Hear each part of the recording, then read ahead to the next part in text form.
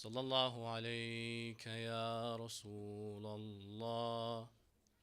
صلى الله عليك يا مولاي يا أبا عبد الله. يا رحمة الله الواسعة ويا باب نجاة الأمة، ما خاب من تمسك بكم وأمن من لجأ إليكم. يا ليتنا كنا معكم سادتي، فنفوز والله فوزا عظيما. All together. السلام على الحسين وعلى علي بن الحسين وعلى أولاد الحسين وعلى أصحاب الحسين. I would love to include one more name. السلام عليك يا أبا الفضل العباس. السلام عليك يا قمر بني هاشم. Together.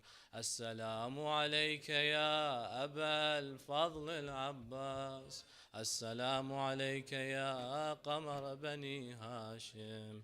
أما بعد، يقول الله في كتابه الكريم: بسم الله الرحمن الرحيم. قل لا أسألكم عليه أجرا إلا المودة في القربى. آمنا بالله. صدق الله العلي العظيم. Illuminate your hearts and sanctify and purify and fragrance this gathering with a loud salawat ala Muhammad wa ali Muhammad.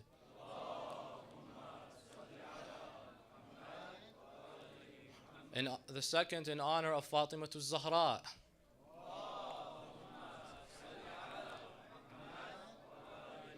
A third, with your loudest of voices, in honor of Abu al-Fadl al-Abbas. Sallu ala Muhammad wa ali Muhammad. Allahumma salli ala Muhammad wa ali Muhammad. Nobody will deny that amongst the greatest characteristics of any human being is gratitude. When we are grateful for the acts and deeds and services that are done to us out of kindness, out of respect, out of honor, we have to repay that selfless act by being grateful, by showing thanks. Thankfulness is of the utmost importance when it comes to the demeanor and character of any human being. And thankfulness and gratitude, my dear respected brothers and sisters, comes in various different forms and various different levels. You may be thankful for two scenarios, however, the amount of genuine heart that comes out of that thanks may be different. For example, I may be grateful or thankful when I ask my friend during an exam for a pencil because I forgot one at home. When I ask for that pencil and they give me one, I will generally, it's almost like second nature, respond with thank you. However, that thank you is not the same thanks when it comes to the act of perhaps somebody saving my life. Let's say, if God forbid, you were ever in a situation like drowning, let's say, and somebody comes, risks their life by going into the water to save yours. You will also say thank you in response. But which one has a higher level of gratitude? Which one feels more sincere? Which one is more pure when it comes out? Thank you so much. Allah subhanahu wa ta'ala will then test the individual at that moment, the selfless individual, by seeing whether or not this person that committed that selfless act of, let's say, saving one's life or performing a very beautiful service to one individual, by seeing if they will ask for compensation. So one person may say, thank you so much for, providing me with help or assistance. Is there anything I can do for you as a favor? Let's go back to that same example. You saved my life from drowning. Is there anything you need? A true selfless person, my dear respected brothers and sisters, will reflect upon themselves for one moment. No, I don't. Because if you accept an award from mankind, you lose the reward from Allah subhanahu wa ta'ala. Get your award from Rabbul Alameen. That when you say, thank you so much for helping me today, is there anything I can do for you? Maintain those principles, my dear respected brothers and sisters, by managing that selflessness. Carry it on. Don't make it limited just for that one moment. Allow it to preserve you will then live that free human being lifestyle where you don't demand compensation for good deeds. Life isn't a business where you do good, you receive good. No, even if you don't receive good, be thankful for who you are and what happens to you. There was a very interesting situation that occurred one time in this part of town, I've heard, that there was a homeless man sitting on the street and he had one of those signs, homeless, please help, God bless, anything, and he had a little bag next to him. So people would walk by and they would drop money inside that bag and help this man. A very interesting situation occurred in which a lady happened to be walking by and she saw that homeless individual. She wanted to pull out, like, let's say $5, $6, $7 to put into that bag of this homeless man. She felt bad for him. She wasn't paying attention. Her wedding ring was a bit loose on her finger. And so when she threw in $5, her diamond wedding ring fell right inside. And she didn't know. It didn't cross her mind. This homeless guy, as the news article will report, looked at that and he decided to come up with a situation. He was visiting a conundrum right here. What do I do? This $10,000 wedding ring is lunch for the next 2 years, rent, and shelter. I could just take this right now and sell it. What he decided to do was he took that wedding ring and he chased back after her. He chased after her and he said, "Ma'am, you dropped this here on accident. Here it is. Take your wedding ring back." She was so dumbfounded that this individual, she was shocked that he would actually do that selfless act of taking back the wedding ring. He needs more than just whatever is inside that bag. That ring, as we mentioned, is probably lunch and rent and clothes for the next 2 years. But out of his selflessness and gratitude to whatever little he has, he returned the ring back. This lady then decided to fund a campaign for him, this homeless guy. The GoFundMe pages? Have you guys heard of those? They were online. She took a picture with him and she wrote the description of what just happened. That he returned the ring to me when I accidentally dropped it into his... People donate. They raised over tens of thousands of dollars for this man, and now he was off on his feet and living a decent lifestyle. The selfless act occurred, or Allah test him that moment. You can keep the wedding ring. It's all yours. Have it, all right? It may not be the most rightful thing to do, but it's lunch, it's shelter, it's food, it's etc. for the next X amount of years. However, if you return it and seek your compensation from me, Rabbul Alameen, then your reward will not be temporary for the next 2 years. It'll be eternal. And now he is back on his feet. With selflessness, acts of selflessness, gratitude, where you are grateful with not everything you have. Say, I am grateful with the little that I have. Because when you say I'm grateful with everything I got, you don't know what you have until you lose it, right? Say, I am grateful with the little that I got. Because when you say that phrase, by the way, you are acknowledging that you have little, that you could do having more, but you are already thankful to Allah subhanahu wa ta'ala with the little that you got. And this reminds me of a very beautiful story from one of our grandest prophets, Nabiyullah Ayyub alayhi salam. Prophet Ayyub, when you read the story, in the biblical version, his name is Job. Job, in the biblical version, is not a prophet. He's known as a wise man. But in Islam, he is a Nabi. Nabiyullah Ayyub, ala nabiyina salam, he was inflicted with a very harsh, rash skin disease, where he was very ill. He couldn't handle life. He couldn't do what you could normally do with life. He was very ill. It was hard on him. Life was difficult. And even his own city folk kicked him out of town. They would look at him and say, "We can't handle you. Your presence is very bad. You're an ill man. And we don't want to even see you anymore." He was affected. He was kicked out of town. But the only thing that he would say and always reiterate is, "Shukran lillah. Shukran lillah. Thank you, O Allah. Thanks be to God. Thank you, God. Thank you, God." He's always thanking Allah subhanahu wa ta'ala. You're dealing with calamity, yet you still thank Allah subhanahu wa ta'ala. It's not that he is thanking Allah for everything he got, because what does he have? No home anymore, no health anymore, no friends anymore. He's kicked out of town. So it's not thank you for everything. Thank you for the little that you gave me, because your little will continue and continue on and grow, and it will become multiplied, and Allah will reward you for that. And now he is a revered prophet of Islam. And subhanallah, these examples can continue, my dear respected brothers and sisters. There is one example that I would love to bring to your attention. If somebody offered you a job and they would tell you that this job description is one heck of a job description, you have to work 24/7 24 hours a day, 7 days a week, no vacation days and no days off. So Christmas, you got to work. Okay. And what's demanded, what's required? You have to cook, clean, wash, bathe, nurture, and raise, and advise, and love, and show compassion. And there's no money for you. You don't get paid, by the way. How much do you think somebody with all of these demands should get paid? $1 million? I swear $1 million is not enough. Because if there's no days off, all you have to do is cook and clean and nurture and raise. Okay? And you have to voluntarily want it. Why would I ever apply for that job? Our mothers work that way 24/7 every single day, and they don't ask for any compensation. In fact, they love to do it.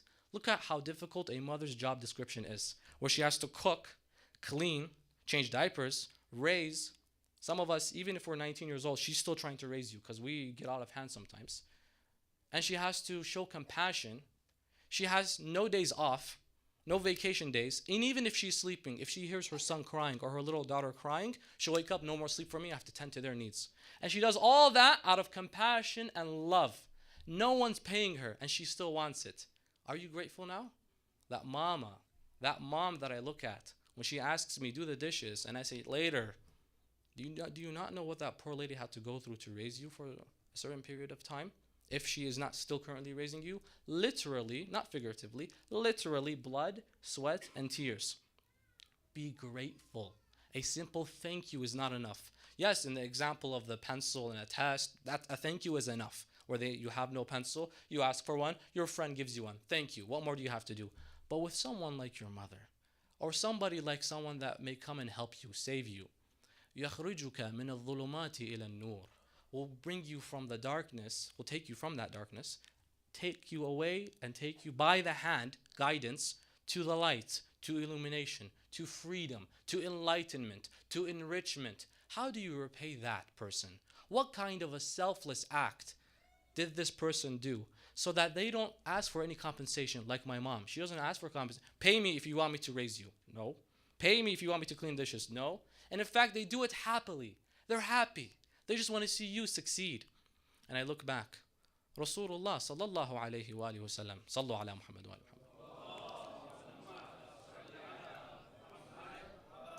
Allah subhanahu wa ta'ala addresses him in the Holy Quran. Bismillahir Rahmanir Rahim. قُلْ لَا أَسْأَلُكُمْ عَلَيْهِ أَجْرًا إِلَّا الْمَوَدَّةَ فِي الْقُرْبَى. You see these 23 years that you lived, Rasulullah. Do you see them? Yes. You see how difficult it was spreading Islam? Oh yeah. You see your beloved ones, Hamza, Sayyidul Shuhada, martyred and mutilated in Uhud? Yes. You see all your beloved ones, a majority of your friends killed in these battles? Yes. You see when you said, مَا أُوذِيَ نَبِيٌّ مِثْلَ مَا أُوذِيتَ, there has been no prophet more oppressed than I have? Yes. You see when you said, مَا أُوذِيَ نَبِيٌّ مِثْلِ قَطْ, there has never been a prophet more oppressed than me, period? Yes. What do you want from compensation? قُلْ لَا أَسْأَلُكُمْ عَلَيْهِ أَجْرًا. If people ask you, oh Rasulullah, how can we repay you back for all of the service that you gave to us? How you took us from being literally animals. We would bury our baby girls alive. You were literally in our area and you took us from that. You made us into free human beings. How do we repay you? Should we pay you back with money? Ajr? What do you want in return? Rasulullah would respond, لا أسألكم عليه أجرا إلا المودة في القربى. That I don't want anything from you in compensation. No money, don't. It's okay. All that's okay. Only one thing. إلا, only one thing. Except love my family. If you want to repay me back, love my family. They will go through oppression at one point. They will go through torment. Rasulullah, we all know, يَعْلَمُ الْغَيْبِ. عِلْمُ الْغَيْبِ is inside. He knows the unseen. And I look at Rasulullah's life. What did you go through, Ya Rasulullah? Where you look at a woman, the mother, or actually the wife of Abu Lahab. Abu Lahab, the uncle of the Holy Prophet, his wife. She would get thorns and place them under sand where she knew the Holy Prophet would walk barefoot. Look at this torment from even relatives. There was a lady, an elderly lady, my dear respected brothers and sisters, that would always collect the scrap meat from camels, the meat that nobody likes to eat, organs, the stuff that no one wants to eat. She would collect them in a bin, a basket, and she would live on the second floor of a building on one of the main roads of Mecca. So whenever the Holy Prophet would walk by, she would dump them on him. Every single day the Prophet would walk by this way, and she would try harassing him by throwing this on his way, on him. She would then verbally insult him. She would then try to harass him as much as she could, cuss at him. They would call Rasulullah a magician. You're a magician. What is this nonsense called the Quran you bring? What is this? What are you trying to say? You know, they would call him Majnoon, Sahir. She would do all these things. She was a polytheist. She believed in multiple gods. How dare you call for one God? She would harass him so much. One day Rasulullah would be walking by that same road where she was residing, and to his surprise, she wasn't there to throw anything at him. And so he wondered, where is this lady?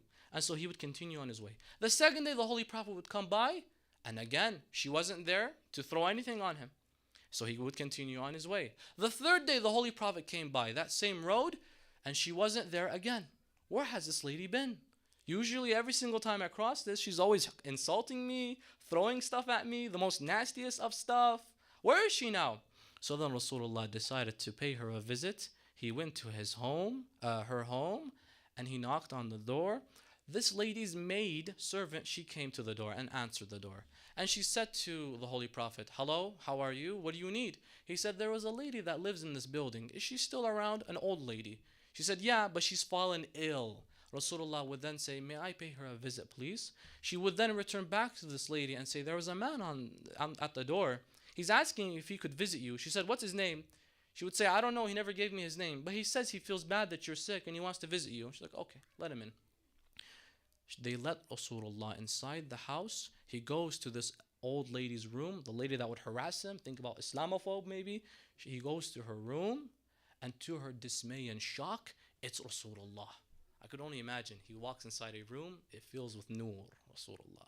He comes inside and she's like, well, what are you doing here? Oh, wait, what are you doing? Why are you here? What are you doing? Rasulullah would then say with utmost eloquence and kindness and love, Salamu alaykum ya amat Allah. Peace be upon you, O creation of God. I heard that you are sick.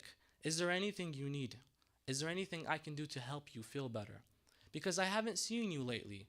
I hope you are doing well. Is everything okay? Instantly the lady began to cry. She said, Wallah, you were the first to visit me in my time of illness. I can't believe I've been harassing you for the last few weeks. Do you know what? I feel regret and remorse for doing this to you. And I truly believe that now, when I see your akhlaq like this, they just told me, watch out for Muhammad. He's a liar. He's a magician. He'll come and deceive you. I just decided to follow what they told me. And I'm sorry for harassing you.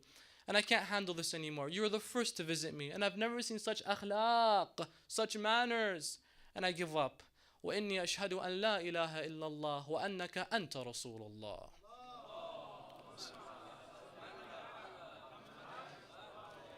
And I bear witness that there is no God but God, and that you are the messenger of God. Sallallahu alayk wa ala ruhika wa badanik. Look at that gratefulness.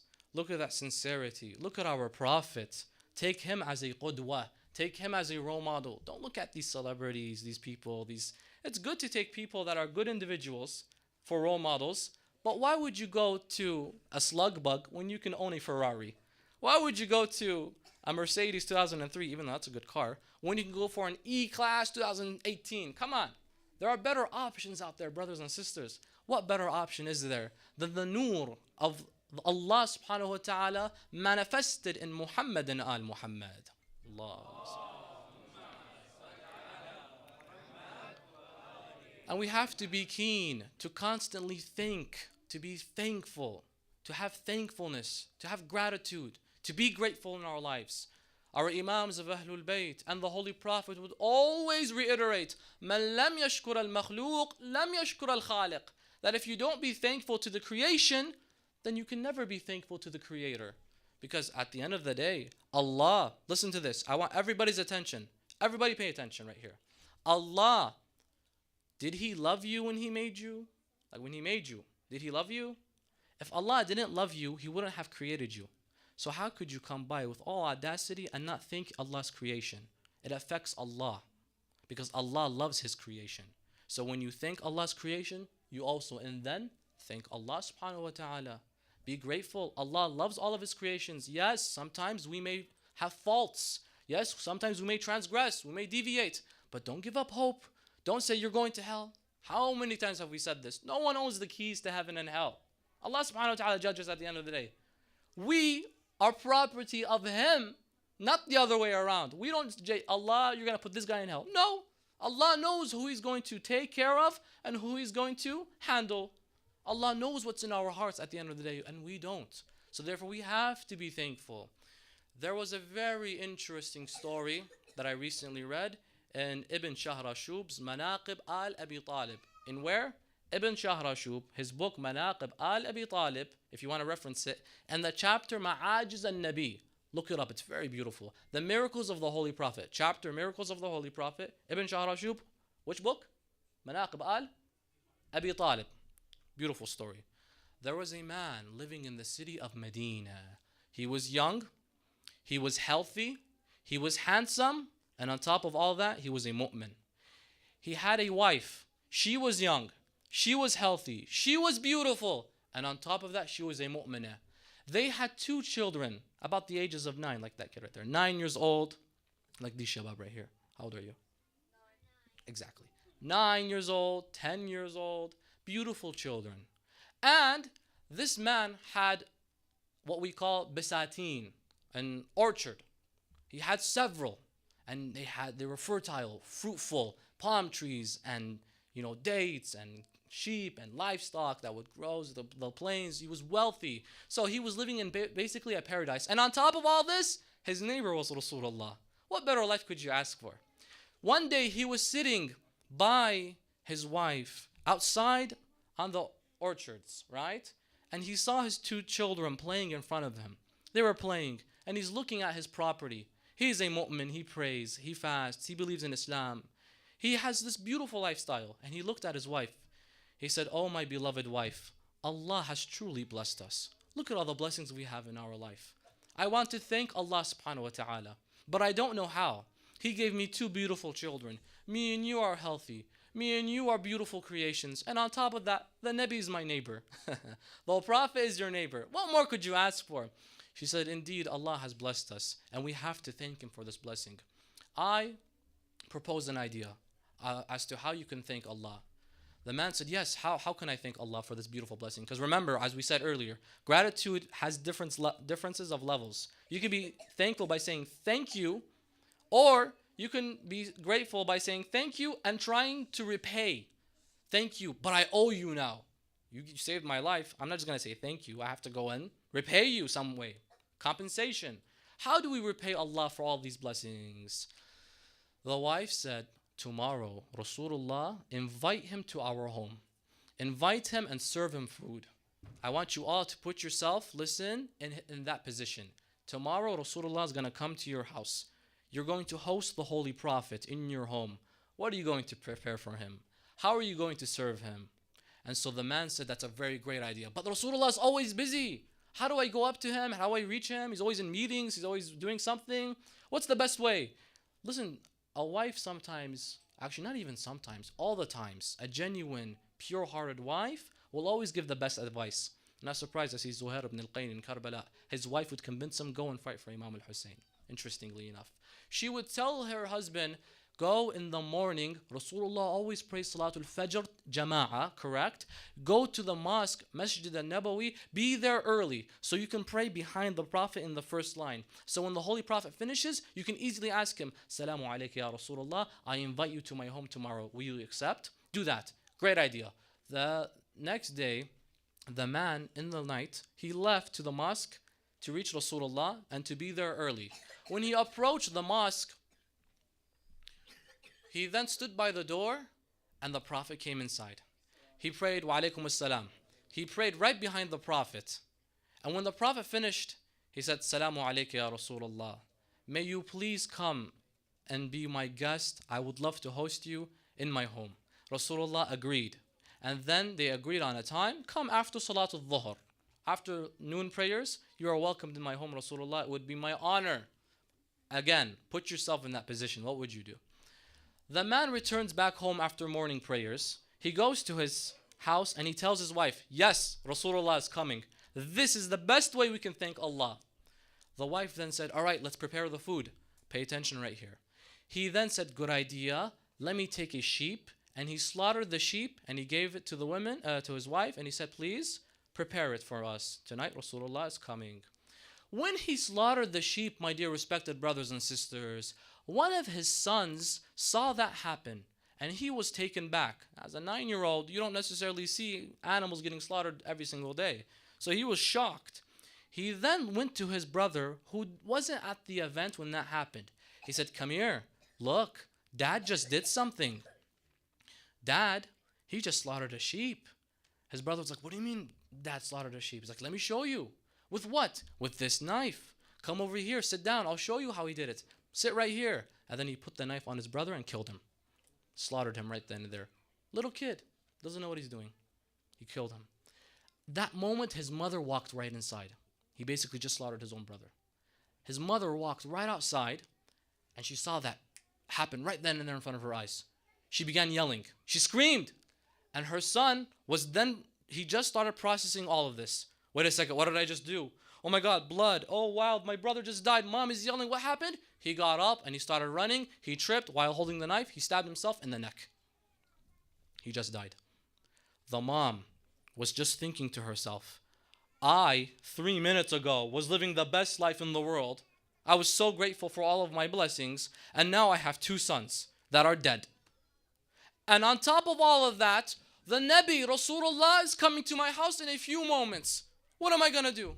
Look at how life just flips on you like that. She then composed herself. She wrapped up her sons. What can she do? And she stored them away in a room in the back of the house. Moments later, her husband came knocking on the door. And she opened the door and he said, Salamu alaikum, Rasulullah Muhammad sallallahu alayhi wa sallam. Remind yourself, put yourself in this position always. Rasulullah walked inside. Salamu alaikum wa rahmatullah. Wa alaikum assalam. Ya Rasulullah. Please come inside. Have a seat. They would sit the Holy Prophet in that living room.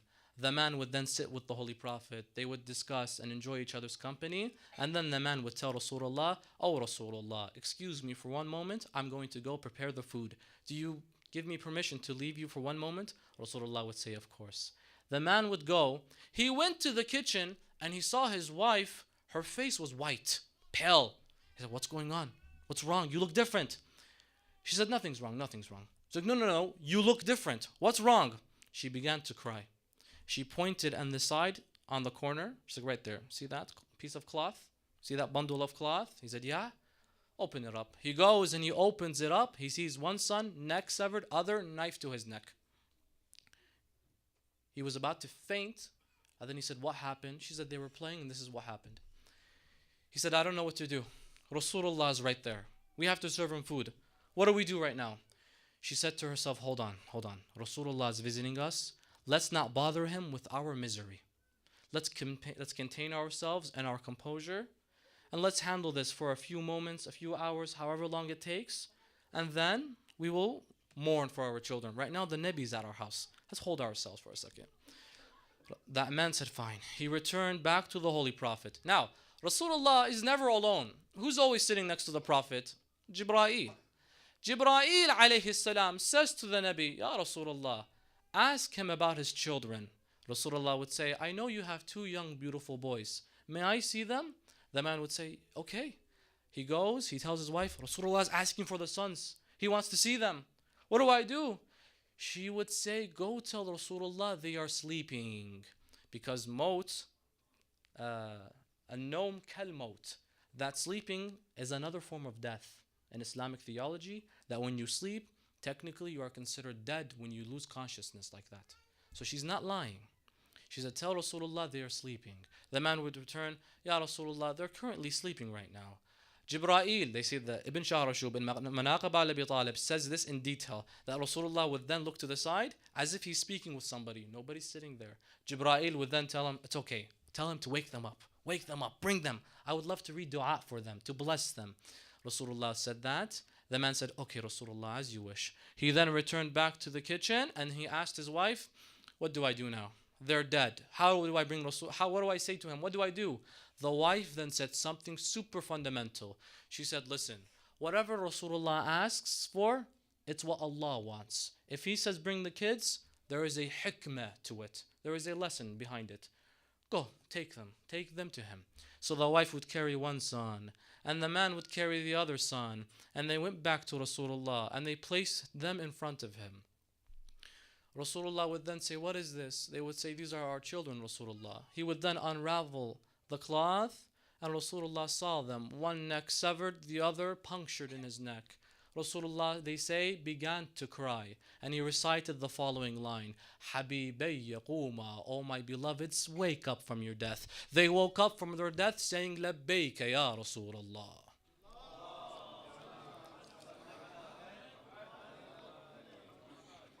They woke up from their death saying, Labbayka ya Rasulullah.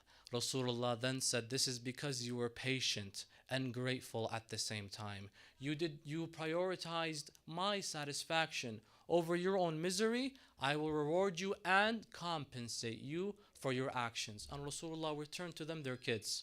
Look at this beautiful, wonderful example. When you are forbearant, when you are robust, Allah will compensate you. Just because you are going through tyranny, tribulations, that doesn't mean you are at fault. Maybe Allah wants to test you. I say, why is it that Imam al-Hussein alayhi salam was martyred in the way he was martyred, was slaughtered in the way he was slaughtered? 3 days no water. Look at that. Why? Some may question, does Allah not even love him? Look at that. Look at Imam al-Hussein now, and look at where his enemy is now. Where is the grave of Yazid? But where is the grave of Abu Abdullah? 23 million annually visit Imam al-Hussein. Excuse me, monthly visit Imam al-Hussein. Excuse me, during the Arba'een, 23 million visit Imam al-Hussein. Show me one person visiting Yazid. We don't even know where his grave is. Hajj is not wajib or wajib? Hajj, is it obligatory or no? Mandatory, yes? 3 million people tops. Abu Abdullah, his ziyarah, is it wajib? Is it mandatory? What causes 23 million people to visit his grave just during the season of Safar and the event of Arba'een? Love. But more than that, gratitude. Where you recognize that Abu Abdullah performed the ultimate sacrifice, and by performing this ultimate sacrifice, my dear respected brothers and sisters, he then gave us everything. The world was given to us by Imam al-Hussein. Be grateful. The other night during the Q&A, I used the example of a butterfly. That when a butterfly goes to the stage of a cocoon and then it wants to unleash itself and become that butterfly from a caterpillar, it is in that cocoon for some time and it struggles to get out from it. Scientists say, do not come and assist this butterfly from getting out of its cocoon. Why? Because when you assist it, you deprive it from that workout when it struggles. Because when it struggles, it's developing muscle. So if you help it, it will not have enough muscle that will be developed so that it will fly. It'll just die right after. But you let it struggle. You have it have some turmoil, some struggle, some tribulations, so that it can fly. So the next time you feel like, why is Allah punishing me? Why am I going through tribulation? Maybe this is a method in order to benefit you later, to make you stronger. What doesn't kill you makes you stronger. Arnold Schwarzenegger, what did he say? No pain, no gain. That if you work out, yes, it's strenuous, yes, it's hard, yes, it's tiring, but at the end of the day, you're going to get rewarded. So next, Imam al-Baqir alayhi salam, he says something very beautiful. He says, al-mu'min, that a believer is like what? It's like gold. Gold, when you extract it from mountains, it's not shining, illuminating, purifying, looking beautiful, radiating. No, it's gray looking sometimes. It have cobblestone mixed with it. It's reddish, orange. What does it have to go through in order to shine? Heat. You have to put it through a furnace. You have to whack it with a hammer. You have to make sure it goes through all that heat. Only then does it shine. So the next time you feel the heat of life, the pressures of days and nights, and peer pressures and gossip and rumors, and you feel like life is just affecting you negatively, hypocrisy here and there, oppression left, right, and center, maybe this is a filtration process to filter the bad and only leave the good and have that emerge. And we look at an event, my dear respected brothers and sisters, like the 10th of Muharram. But before I proceed, I would like to ask for the dear respected brothers that are sitting over there in the back to come forward. Rahimallah min dhakar al-qa'im min al Muhammad. Come forward, come forward. So that there is room for the brothers that are entering. Some are still coming in, and inshallah we want to make room for them. Sallu ala Muhammad wa ali Muhammad.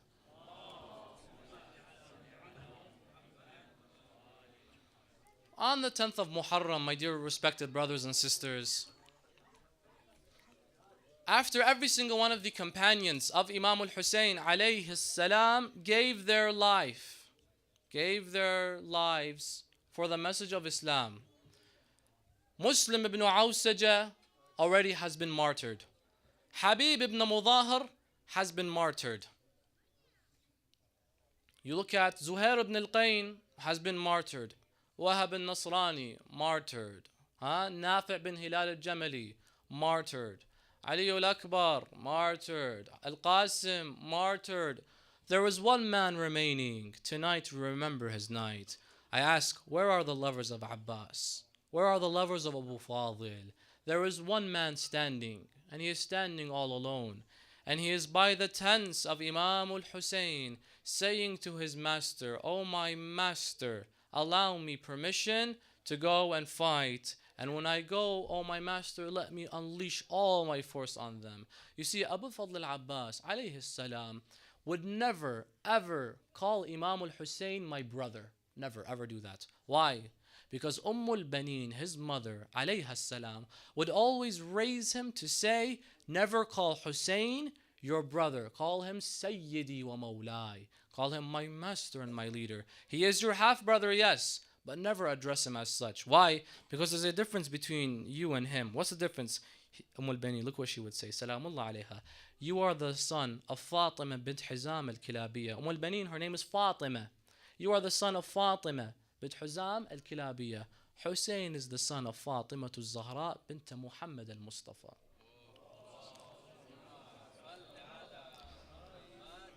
So even though he is your half-brother, never address him as brother. Never call him that.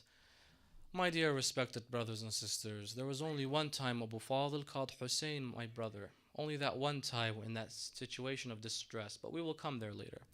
And you find Abu Fadl would always ask for Imam al-Hussein to give him permission. Allow me to go.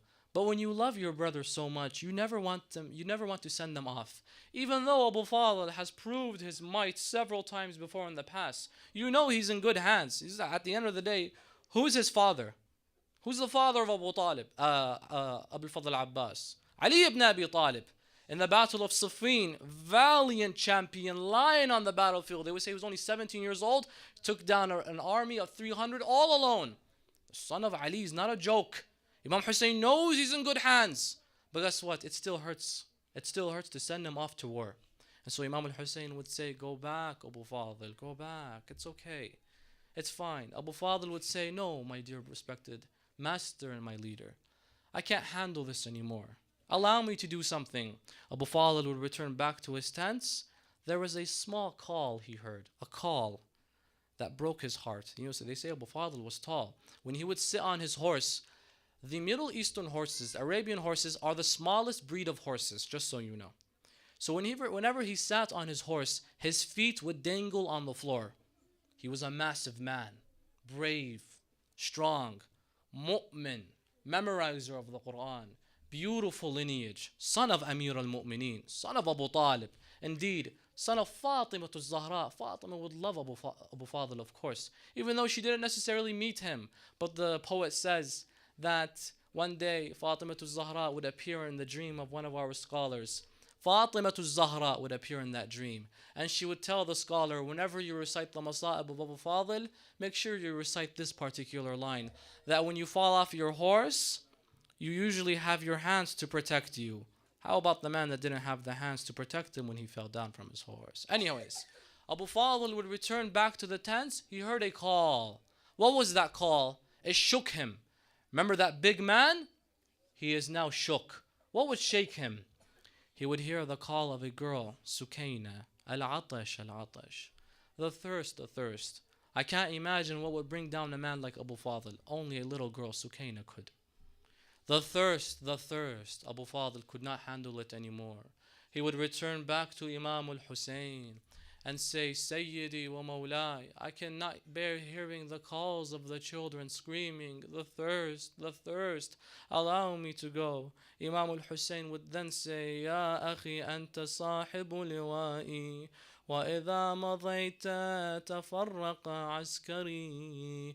O my brother, you are the commander of my forces, and if you are gone, then we will break apart. Who will then remain for us? Abu al-Fadl al-Abbas would then plead, allow me to go get water for the children. Imam al-Hussein would say, إذن فاطلب لهؤلاء الأطفال قليلا من الماء.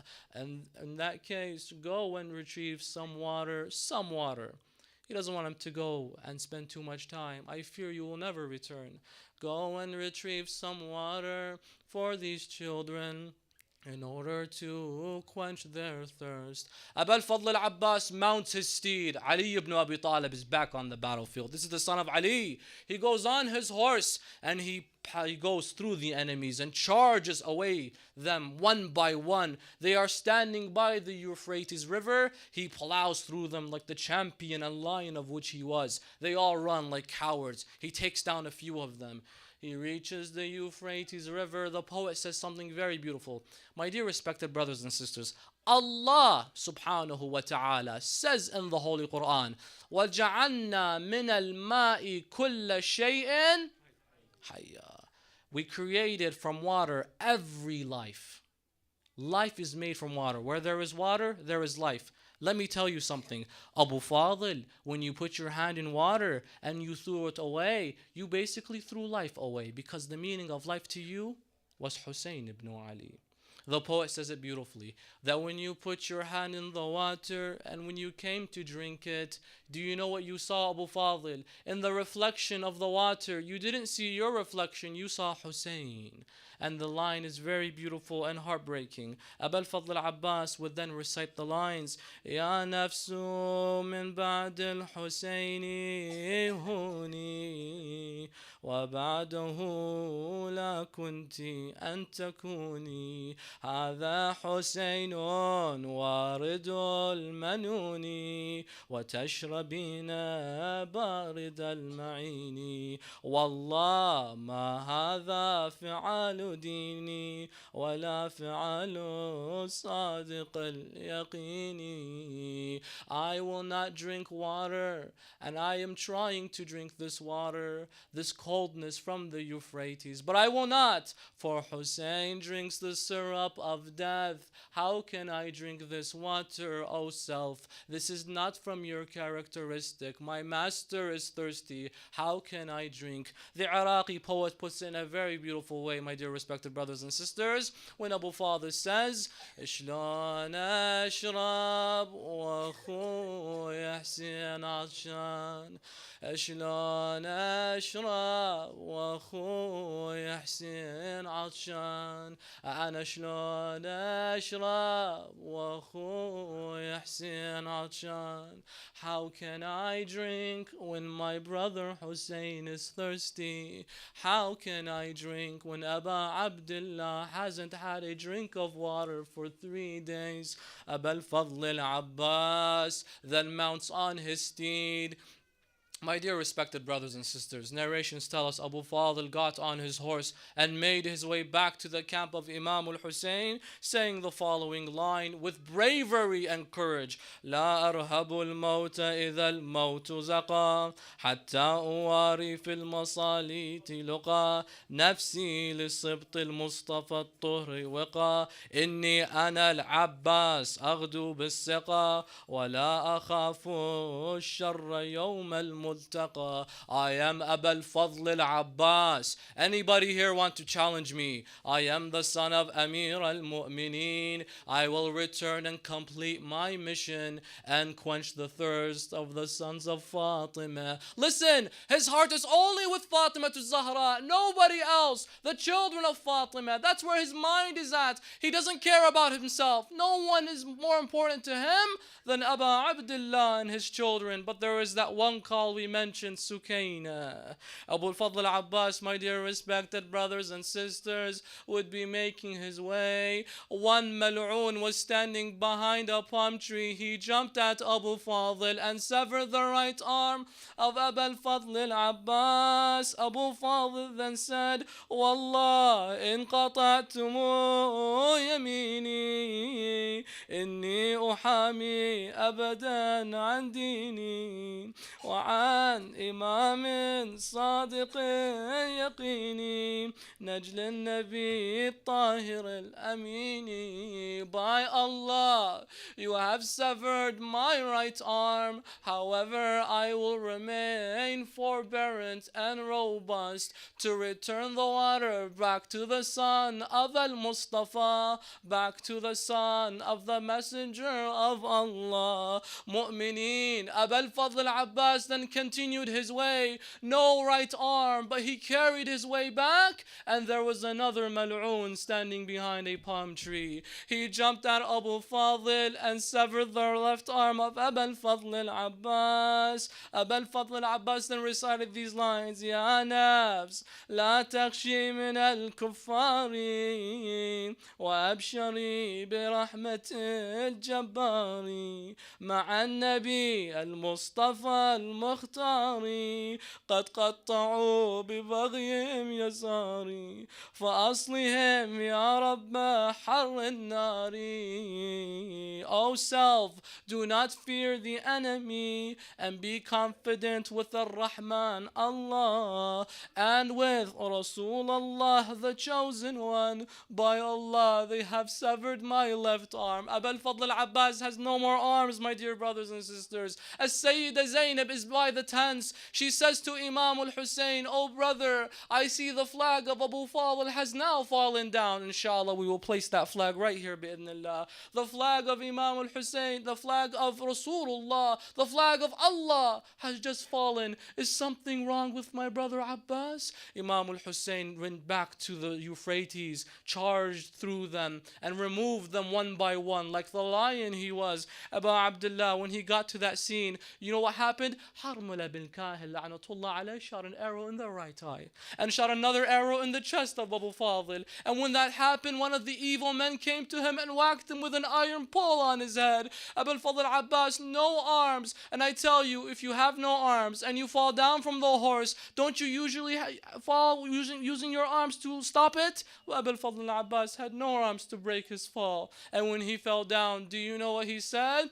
Akhi Hussein. All together, Akhi Hussein. Scream with Abu Fadl, Akhi Hussein. One more, Akhi Hussein. No, Abu Fadl never called Imam al-Hussein my brother, only Sayyidi wa Mawlai, my master and my leader. But now I look at you like my own brother. Come to me, Abu Abdullah. Oh brother, come and help me. Assalamu alayka ya Abu Abdullah. He called out these words, Assalamu alayka ya ibn Rasulillah. With Abu Fadl, Assalamu alayka ya Abu Abdullah. Assalamu alayka ya ibn Rasulillah. Imam al-Hussein came to Abu Fadl and he saw him in this state. Do you know what he said? He said, Al-an inkasara dhahri wa qallat hilati. Right now, my back has been broken and I don't have support anymore. Life has no more meaning without you, Abu al-Fadl al-Abbas. He then went to Abu Fadl.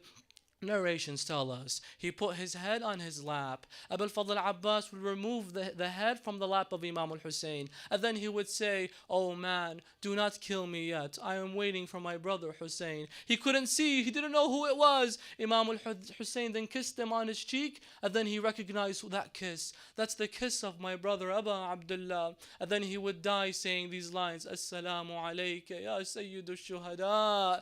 And Abu al-Fadl al-Abbas would remove his head from the lap of Imam Imam al-Hussein. Imam Hussein would put it back. He would remove his head. Imam Hussein said, my beloved brother, Habibi, Abbas, why do you remove your head from my lap? Abul Fadl al-Abbas would say the line that I right now have my head on your lap, but in a few moments, who's going to have your head on their lap? I say, oh Abu Fadl, if you would have been there a few moments later, you would have saw shimmer on the chest of Imam al-Hussein. What lap? What head? Abul Fadl al-Abbas removes himself, and the Sha'ar says, خويا انكسر ظهري ولا أقدر أقوم صرت مركز يا خويا لكل الهموم. My brother, I have my back broken now and I cannot move. I have become a center for all treachery. خويا صرت مركز لكل الهموم. صرت مركز لكل